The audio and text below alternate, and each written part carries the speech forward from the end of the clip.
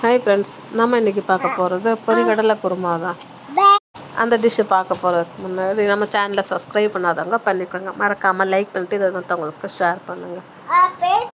நம்ம குருமா அடிக்கடி வீட்டில் எப்போ பார்த்தாலும் ஒரே மெத்தடில் பண்ணுவோம்.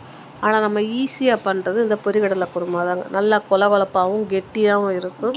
ஊற்றி சாப்பிட்றதுக்கு சூப்பராகவும் இருக்கும். நான் ஒரு தக்காளி, ஒரு பெரிய வெங்காயம், கொஞ்சோண்டு புதினா, மல்லி, ஒரு பச்சை மிளகாய் எடுத்திருக்கேன்.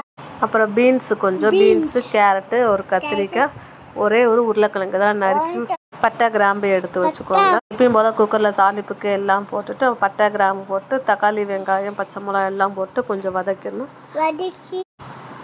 நல்லா சுருளை வதக்கிடணும்.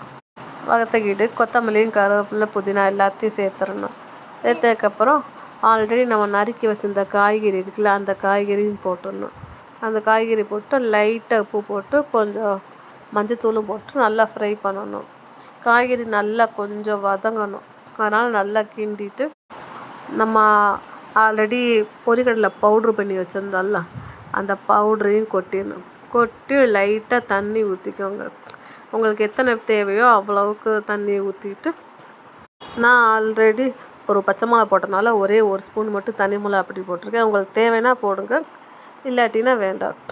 2 விசில் வச்சு இறக்குனீங்களா சூப்பரான பொரிகடலை குருமா ரெடி. நீங்களும் ட்ரை பண்ணி பாருங்கள்.